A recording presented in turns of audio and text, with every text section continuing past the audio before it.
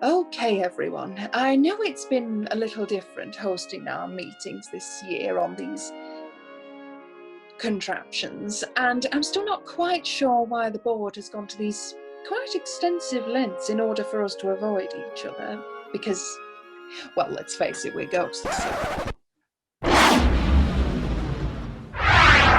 All right, I know I'm not supposed to say the word, but let's be honest. It's the main reason why we're all here. Hi, I'm fairly new to this society, just joined because it was something to do. But I'm not exactly sure what it is that we do. Oh, a newbie.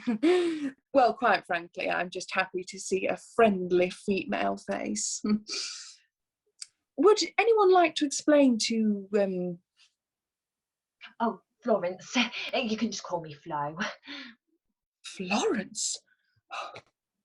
What an honour. Thanks for bringing the female empowerment. So, would anyone like to explain to Flo what it is we do here? Okay, I'll just carry the load myself as per. We are the Death to Dinner Society. What? Sorry, I don't... You ever been asked that same question, over and over? That small talk, slow burner, party trick-esque question. Which question? If you could invite 5 celebrities, dead or alive, to dinner, Who would it be? Oh, I see. Wait. well, we're the dead celebrity sector. The living have lives to live, and they don't often attend unless there's a heavy fee for their agent. And well, we're dead. We don't need money, and we're bored, so turning up to a dinner just to talk about ourselves, well, that's a perfect way to spend a Saturday night. Oh, unless you can sneak into someone's house to binge watch. Has anybody else managed to catch the serial killer documentary yet? That is fascinating. why would you want to watch something as damaging as that? I tried watching one, but when I went to sit on the arm of the couch, the channel changer device dropped to the floor. And it scared the lifers lifeless. So they turned the thing off. Stupid gravity. Well, whose fault is that, Isaac? I didn't invent gravity. Well, you as good as did if you ask me. Oh, well, sorry, Einstein. That's okay. Sorry, what exactly happens at these parties? Well, you see, I'm not too sure.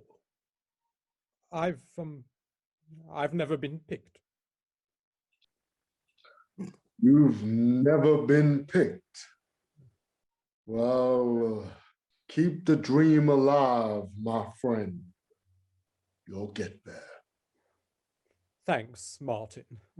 Oh, well, unless you count the time I made an appearance on Most Haunted, but they kept calling me Gary and assumed I could magically knock once for yes and twice for no. Once would be a miracle with my 300-year-old shakes. Yes, that would be a party trick. Tell me about it. Oh, the cheek. Oh, sorry, 300 years old? But you look so young. Well, what can I say? Oh, don't worry. He's 300 years old. He just chose to look that young for all eternity. Why he chose to look like that at all, I'll never know. No wonder his name ends in Bell. Very fitting for a bell. End that sentence and you'll be sorry. At least I don't wear a wig on every bloody portrait. Where's that at the moment, eh, Isaac? Gravity finally failed you and it fell off? Anyway, back to business. So, the first rule of order today is, what should you do if a lifer asks us any information regarding the other side? Sorry, a lifer is... Someone who is alive. Right. Carry on. Oh, I know. The evaporate before the answer. No, that's if they produce one of those annoying telephone things from their pockets. Telephones aren't just silly toys. Well, you have been gone for a long time. If they inquire about the afterlife, we simply just... They love that. Eat it right up. Exactly. Okay, next on today's agenda. I'm sorry. Is this actually a thing? Well, of course it's a thing. What else do you think we did here? I don't know. Learn how to walk through walls? Oh.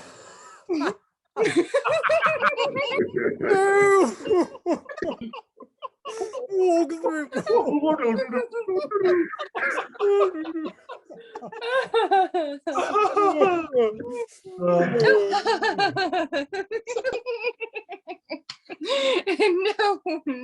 No, that's just a myth. Doors are for the dead too, just like bras, unless you burn them.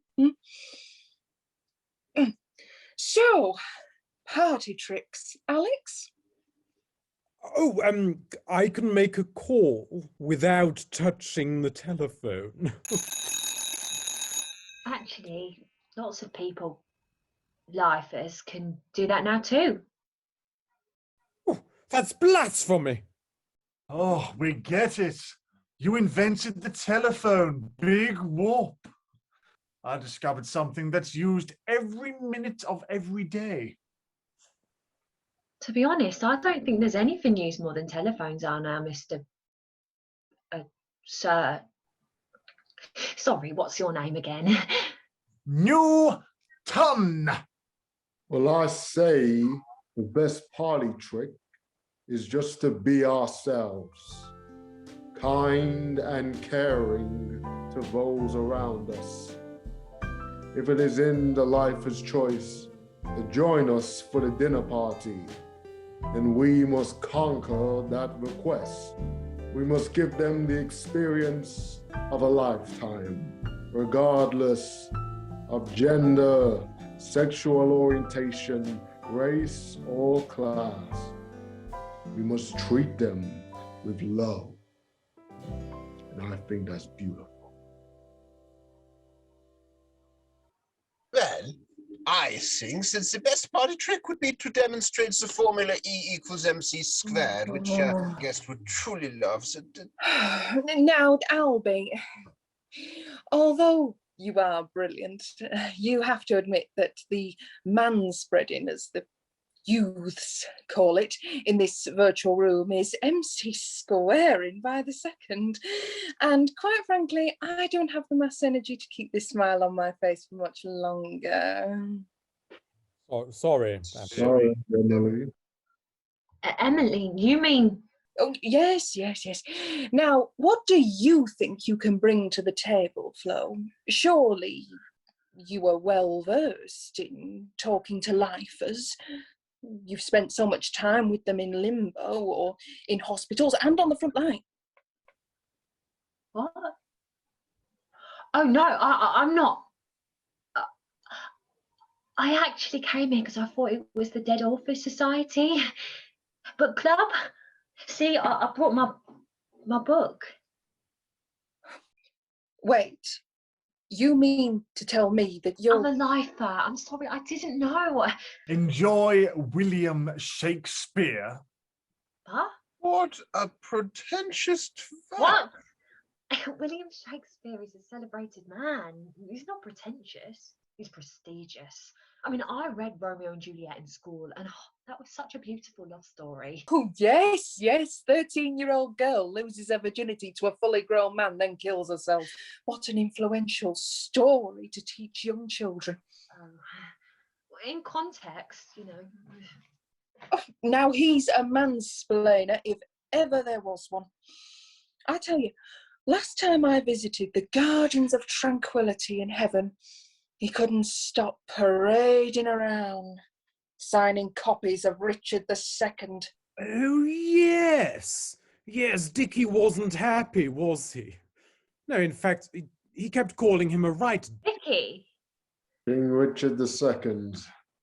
Quite the casual gentleman. No, William, he's a good man. His ego shows, though. Yes. Thinks he's the best thing since sliced bread. Always trying to get one up on everyone else. I'm glad we know how to bring some decorum to the dinner party. Yes. Well, now that that's all sorted, could I get a quick photo? The telephonic device! I- It was all a dream. Well, it may as well have been a dream if I couldn't get a photo.